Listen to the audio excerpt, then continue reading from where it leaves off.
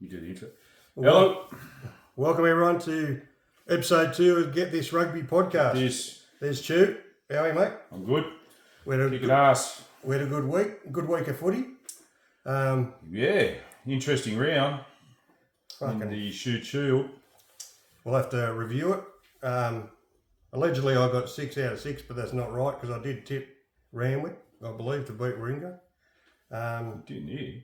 But don't follow our tips. That's my my suggestion on the podcast. I got 3, so I was a real flash, but a couple of teams let me down badly.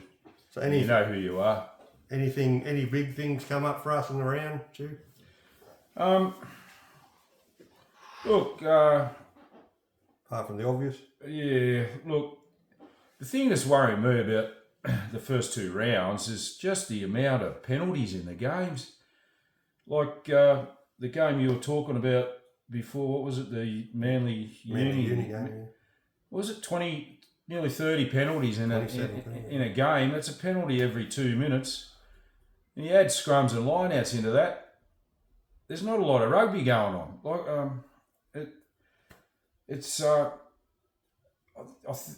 and everyone I've been speaking to during the week, and you too, I think, has just been talking about how many stoppages there are in the games, and I think it's really hurting the game at the moment. I'm not just blaming refs, but it's making the game hard to watch for a lot of people. But and something's got to be done about this high tackle rule. I think it's just got ridiculous. Things that have got nothing to do with anything. What do you reckon? Like it's ridiculous. Look, some of the things. you're hitting a bloke here. To me, it's not a high tackle. To me, I saw a bloke getting one in the shoulder here, side on, and he's called a high tackle for that, and no one's getting hurt or anything like that. So I think there's got to be a bit of common sense with it. Yeah, and we might talk about it in a while. Like, Yeah. I thought one of the games. North Eastwood we start with, eh? Yeah, we'll talk about another one a little bit later. But Yeah. North Eastwood, that was Up at Cowra. ended up 38-27, but Norths were in front the whole game pretty much. Looked like they got a fairly big crowd up there. I wasn't sure. It's a bit hard to tell on the stand coverage, but it looked like there was a few people there. There's a bit of noise there. They normally get a few local people. It's a good thing they do. It's probably something other clubs could look at doing a bit, don't you reckon, Stu? Like Yeah, bloody oath. And country is it East go up to Orange every year? they used to. I think that's now stopped. Oh, right. They haven't been there for a couple of years. Maybe COVID killed that. I'm not sure. But what do we think? I thought Norths were Norths looked pretty impressive. solid, like they did the week before. Yep. Eastwood struggling a bit, I think. Some of the things, to me, they just looked a bit slow and a little bit weak at the breakdown, Eastwood, They just seemed to get muscled off the ball a fair bit. Yeah. And someone got hurt there too, didn't they? Yeah, young Jaden Majali looked like a knee injury. Hope he's all right. Yeah, that's But unfortunate. I think they're also still missing that young Harry. What's his name? Harry Turner? Is it the captain? He's still out injured, so hopefully he'll be back because they're really lacking a 7. But I thought we saw a little bit of improvement in him. Well, I think, like you said, first week, a bit of a gradual growth for them. They just got to. They'll get better. They'll get better as the season goes along. I think Norths will get better too. I think Norths had a few guys back this week. They had they had a couple back, but they've still got a few out. Yeah. But I love talking about the veterans in our game, Pete. Mm-hmm. We're at Gary Bortz, mate. He's been playing now for going on 10 years. Still going well. He's just as good. Well, he played Sinclair 7. played too, didn't he? Hamish Sinclair, the other one. Yeah. But Gary Bortz played 7 on the weekend. Yeah, he was outstanding. And Played 8 the week before, didn't he? I mean, so versatile. Such a Plays hooker. good Plays player. everywhere. Tough player. Yeah. So I think North for me, they're looking good. Yeah, and they'll be right. They'll be there at the end, I think. And the other next game we got here was East St Gordon at Wallara. Yeah, the 12 try fest. Yeah, I'll tell you what, Gordon were better than they were the week before. I've got to tell Definitely, you. they were. Man, it was shocking the week. And you know what? It wasn't to watch the game. It wasn't like you'd say it was 12 tries, but there was actually some good periods of play, good forwards play. it didn't look like a real tri-fest. It just two teams pretty much went out each other, but that young halfback Teddy Wilson, he was outstanding. Yeah, there wasn't the defence from both sides was pretty ordinary, and yeah, the online stuff is, yeah. and we've talked about it before, haven't we? Yeah. How we get a bit concerned about the online defence in our game. Yeah. Something that needs to be looked at. Well, you only got to look at some of the scores and there was some really soft tries scored right through the round, and we'll get on to one game in particular, which they raised the bat. Like it's, but yeah, East gave up a lot of points that they looked pretty good with the ball, but they didn't look really good when they didn't have it. I didn't think. No, in the end, like they were pretty much in front. I think they were in front most of the day.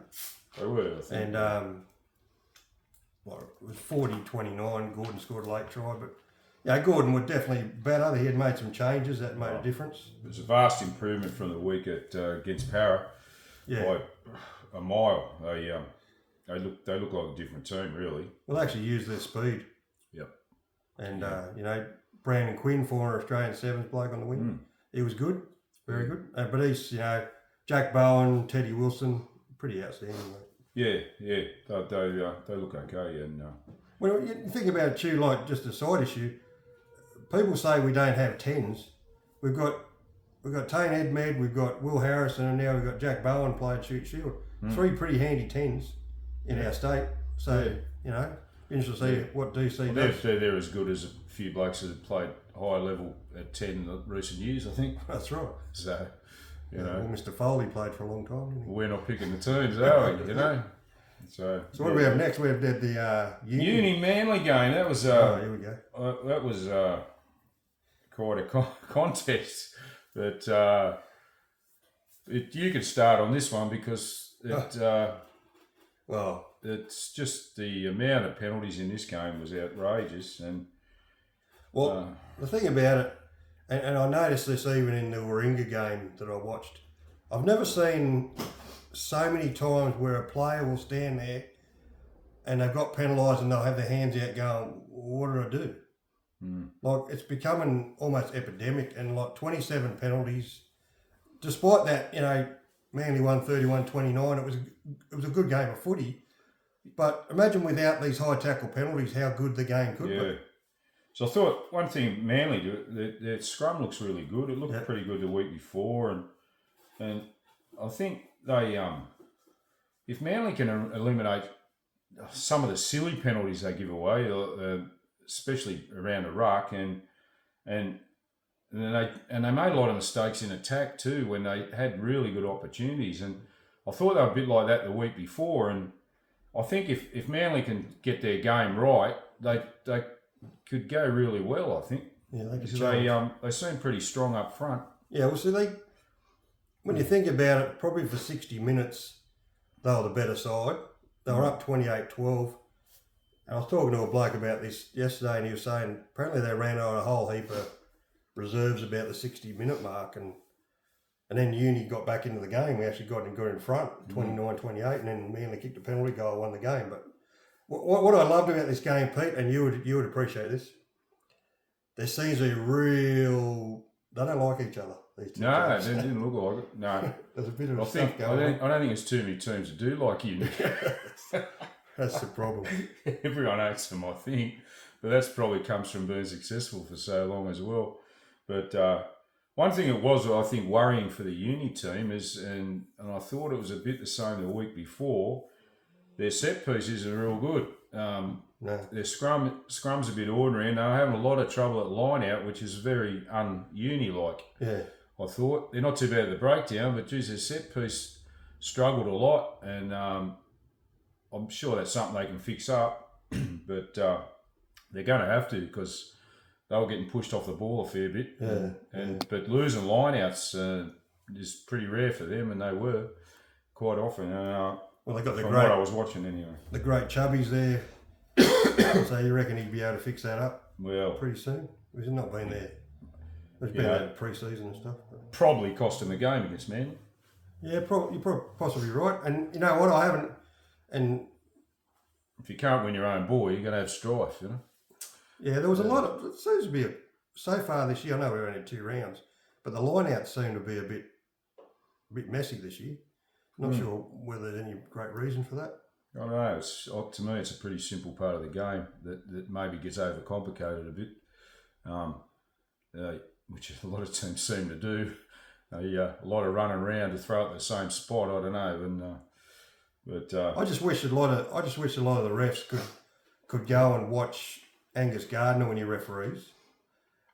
Like, because Angus Gardner, like, there was a host of things in that Rats game where you would think, most refs give that a penalty, and Angus Gardner goes, you know what, the ball's out, let's go, play on. I think he's easily the best running around. He's easily the best Australian ref. And we're bloody lucky to have him doing shoot shield at the moment. For sure, yeah. So that was a close game. And Manly move on with 2 wins and Uni 1. Yeah, and then, and it could have gone either way in the end. And I think the week before did Manly get it up to. Yeah, no, that's all right. Yeah, so about Eastwood, yeah. Be interesting, yeah. Next game was a game you went to. Yep. I couldn't make it. Parrot and West at Granville, wasn't it? Granville, yeah, it was 88 points, Tri-Fest. There was another game where there was a lot of penalties for high tackles. Too many. I think there was like 22 penalties, and I think I worked out 14 of them for high tackles. And that's just, it's over the top. That game, like, really, it was like anyone got the ball anywhere near the 22 and it was a try. And it was like two-handed touch. Yeah. And I don't know. You can't leak that many points in a game and expect to go anywhere, I don't think. And, West could have won it in the end. And that kid in the corner, he tried to kick it right at the end. If he scores a try, it probably goes the other way. Well, I don't know why he kicked it. Yeah, he's only 5 yards out. Well, it's something like that. I think he was pretty close. And he was pretty clear. He could have just even taken the tackle, Yeah, I know. Yeah, like that Recycled would have put West in front by a couple of points, and a few minutes ago. But it was just like I was just sitting there amazed, and I was messaging Greg. It was just like you score, we score, and it was like they had a gentleman's agreement or something. But you know what? This brings up a massive issue in our gameplay, and we've talked about this, I reckon, for 4 years. Kick receptions. We're just not good at it, and that was why that game kept be try for try. Neither team could catch the kick off. Most important part of the game to me was always after you'd scored a try was the kick that you received, because you don't want to be back on the bones of your bum straight afterwards because of that. And what do the coaches call it? It's about clearing your lines after a try. That's the most important. When I was at South, I think we used to practice getting kickoffs for probably half an hour a night, and because it was that important to get back down the other end again. Yeah, and what's got me in the game at the moment, I don't know whether it's coming from league or what. There's a ball in the air and people are trying to knock it backwards, and straight into other blokes' hands usually. Like, what's wrong with just catching the friggin' thing? But you think if you could get up there and tap it, you could nearly put 2 hands up and catch it. I think I saw a try in one of the games where a bloke jumped up and tapped it back. And where I think that's come from? That came from when we had Israel Folau in the game. No, I don't know. He used to do it all the time from the kickoff. I've seen a bit of it in league lately with everyone's doing it, but it's just, I don't know. I think the sooner coaches get blokes to stop doing that, might be a good thing. Yeah, but in the end, I guess, Two Blues, they're 2 wins from 2, but I think they're going to... They've only played Western terrible Gordon the week before, so they're going to test this week at Wallara. So that'll be a lot tougher game for them, especially travelling and playing on that carpet there as well. And that's East's 3rd game at home, so they've been pretty lucky with the draw there, especially with that first week, I guess. Yeah. So that overall, I think Para were good. I couldn't really.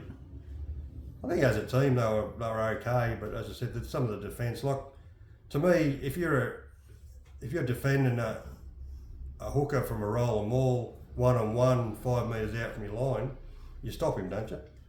You go around his legs at some point. You would hope so. I think that some of the online defence was pretty ordinary. Oh. But I mean, at the end of the day, I think Two Blues. They probably I think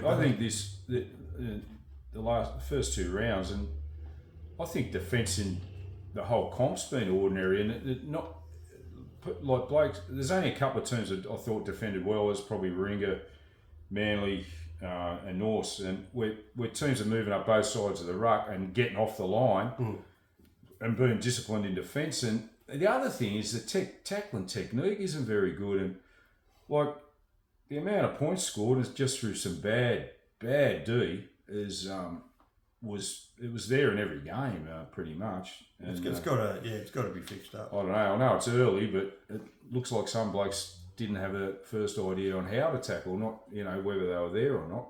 Yeah, and having touched on that subject, I want to move on to the next game.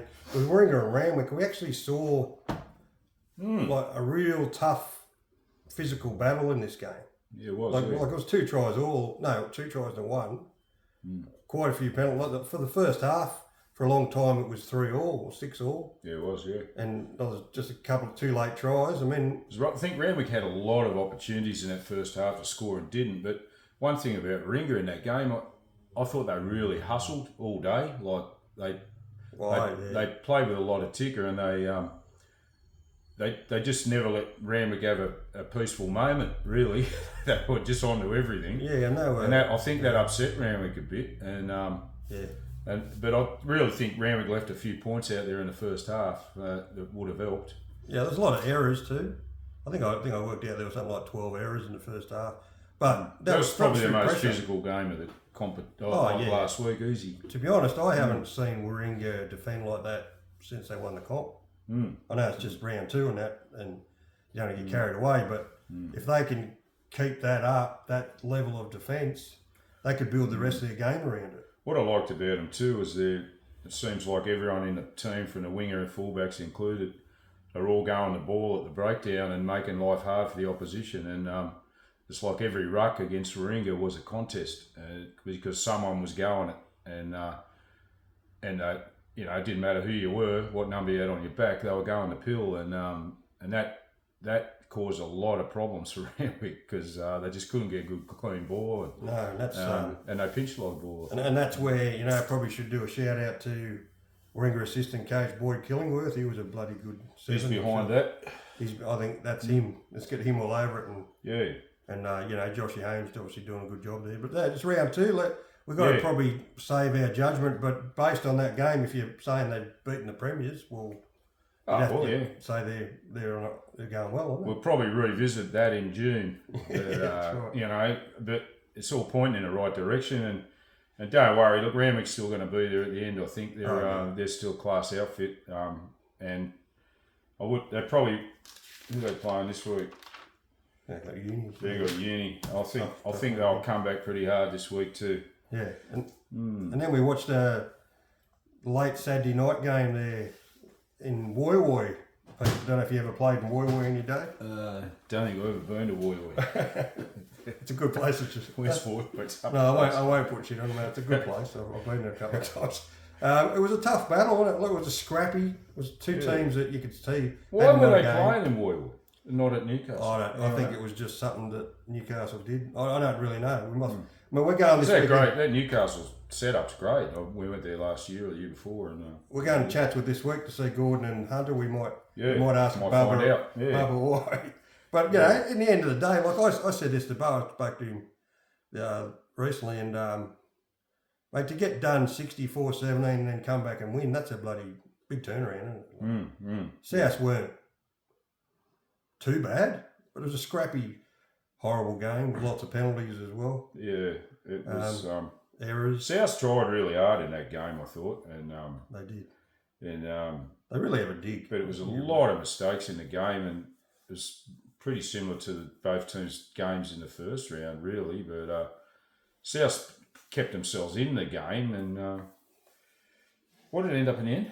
23-21. Yeah. South. I felt like South had it under control, but then in the second half, the Hunter boys just went up. I think some of that was South looked like they ran out of gas again in the last 15 minutes, and I don't know if they got any replacements sitting on the bench, but it looked like there was a couple of big fellas out there struggling, and probably if they could have made some replacements, in the last 15 minutes, it might have helped them. I think it would have helped them because Yeah, it's hard to know. there was a couple of guys I think really looked gassed out there, but maybe they haven't got much. I don't know. How did second grade go? Did seconds play up there that day? Yeah, they played all the grades up there, I think. Who won second Well, grade? except they obviously didn't. I think Hunter won seconds, but it wasn't a flogging. It was close. Yeah, right. They've actually been quite good their second grade, so Yeah, right. only lost by a couple of points both weeks. Oh, that's good. But anyway, that was round 2. Round 2 done. Obviously, round 2 team of the week, Pete, the Rats. Yeah, I'll give it to them for knocking the premiers over, I guess. Yeah, and in pretty good fashion. So it was a great effort, and But I say Joshy, you know, and a great effort. Particularly, you know, they've struggled a bit the last couple of years, and you know, to knock the premiers over. Second round, who cares? You know, it's good to knock them over any time, I guess. well, let's face it, even when you played, it was a tough place to win, wasn't it? Rat Park. Yeah, Always. bloody oath. Always. Bloody So oath. let's look at round 3, eh? Round 3, here we go. Some interesting ones. First game, we got East at Wallara against Para. Yeah, hard to see. Like 2 lose 1, 2 in a row, but this is going up a level for me. For sure. You know, as much as I'd like to see him win, I just can't see him winning at Wallara. But They, I like being wrong. I'll say East will have to improve their defence because if Para get the ball in a 22, they'll definitely try. Like they can score tries. Well, I can score points. Yeah. So if East don't defend well, they're going to have to score some points to win. I think. Yeah, But, if it ends up having to be 40-30 or something, well, Para's probably in it. But if East can defend, I think.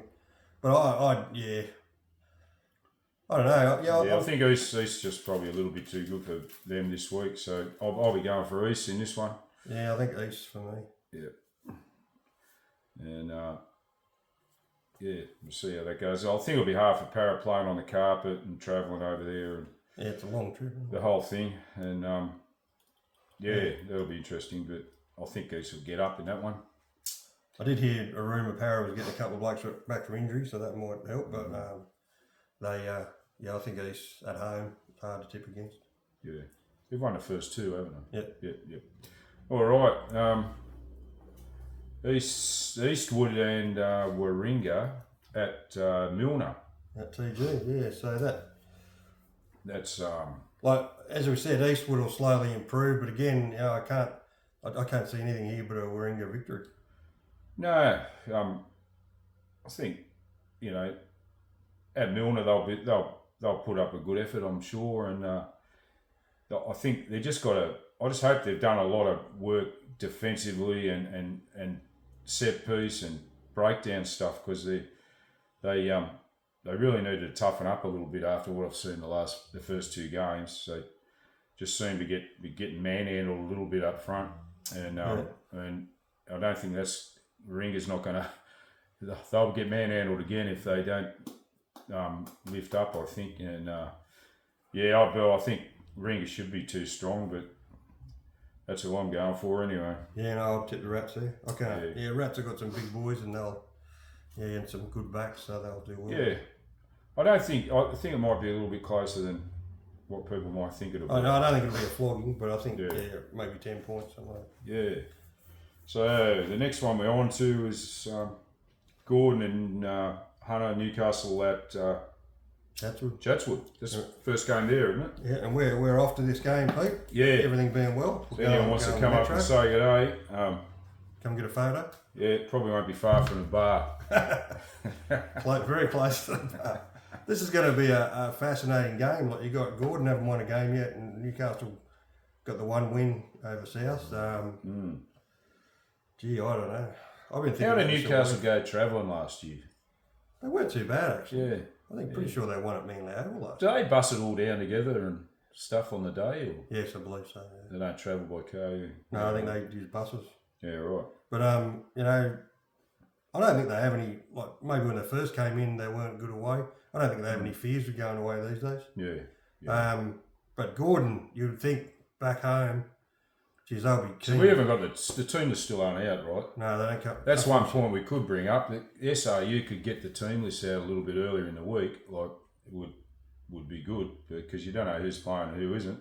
That's right. They used to come out on a Wednesday morning, but it's now Thursday afternoon, and I don't think there's anything happening there. They've been coming out about 6 o'clock. Yeah. On a Thursday, which to me is ridiculous. But I don't know if Gordon had anyone out the last couple of weeks or. Well, he made something like 5 changes last week, so I think he'll probably stick with that side. Yeah. I'm honestly torn with this game. Like I'm going to tip. I don't know. I'm going to tip Hunter. What about you? Man, I need a comeback after last week, so bugger it. I'll go Gordon. I'll go Gordon at home. Yep. All right. Now I think it'll be a battle. Gordon should get better, as we all say. Yeah, they should. So what next we're off to Manly Oval, Manly and West Harbour. That'll be. They used to always be really good contests, Manly and West, because a lot of blokes came between two clubs over the years and played for both clubs. I mean, and I think West have got a few problems, not least of which has been defence. But I don't know. They seemed a lot better in attack this week or last week. But I don't know whether they can match West for 80 minutes match Manly for 80 minutes. What do you reckon? Yeah, and I'll be tipping Manly here. I think first game back at Manly Oval. I wonder what sort of nick that'll be. Probably be rock hard. They'll be. You know, they've been. One thing that's impressed me so far this year, they've been pretty tough in the forwards. They've had a good scrum. They got some, pretty speedy backs. How's West depth this year? They got all the 4 grades, have they? Yeah. And 3 grades of Colts? Yep. Yeah, good. But I don't think it won't be a flogging, but I'd expect Manly to get up. I mean, if West won that, I think most people would say that's an upset. Yeah, well, you would, wouldn't you? So, no, I think Manly should be too good for him to the weekend. I'd expect them to win that. North and South at North Sydney Oval, first game there this year. First game back there, Yeah, that'll probably be looking pretty good. Yeah, I'd have to, Again, South will go and have a crack. Yeah, I think they'll have a crack for probably 60 minutes, and then, look, I think this one could even get ugly later in the game. I think North's just moved the ball too quick, and I think they could give South it could be a very long day for the Rebels down there. I think North's too good for me. Yeah, North's pretty good there.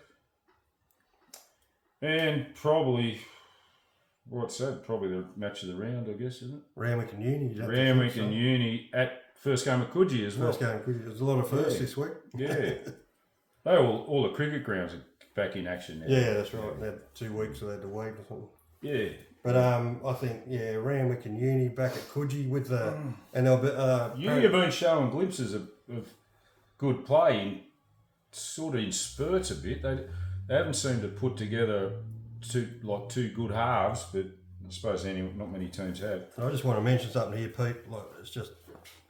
I get amazed at our world. Apparently a young lady who's well connected to the Randwick Rugby Club was one of the victims of that lunatic at Bondi Junction. Decided to stab.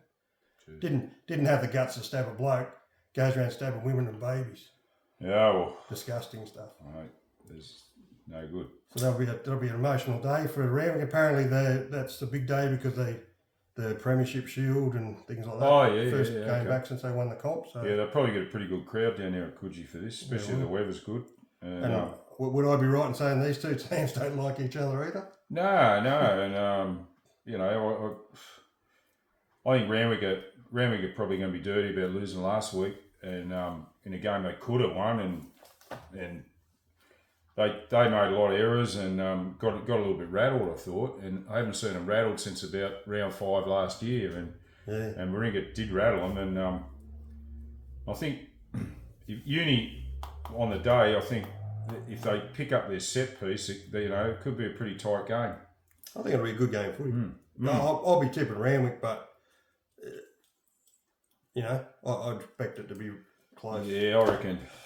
Yeah, I'll go Randwick in that one. I think they'll come back. So I personally think if you look at the comp now, Pete, I think the days of teams getting flogged is over. Yeah, It's just seems very competitive at the moment. well, I think that changes as the season goes on, especially some of the clubs that are going to tend to struggle with depth and stuff, and with a few injuries.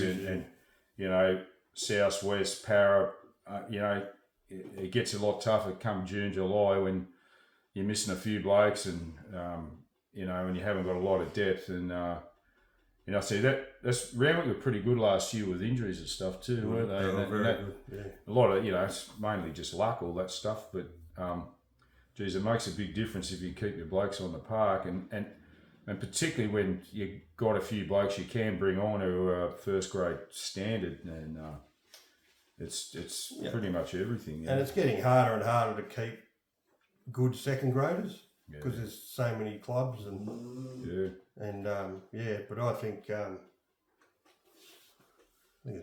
well, that's our round picked, and you want to tell them about the next show coming up? Yeah, we've got one coming up shortly. Part of our Yesterday's Heroes podcast is the great Andrew Schultze Garland. I'm sure many of you remember the old Schultze. He was how would you describe him, Pete? Hard man? Yeah, he was hard. He didn't have any hair. He did when he was young, and, but then he's been around quite a bit, so it should be an interesting little chat we're going to do with him. So we'll get both of these up, and so this will be the end of this one, and next week I'm hoping to have the great Max Curry. Yeah. If he's not sulking, because he does a bit, and he was going to come on today, but he had to have a sook, so we'll get him on next week.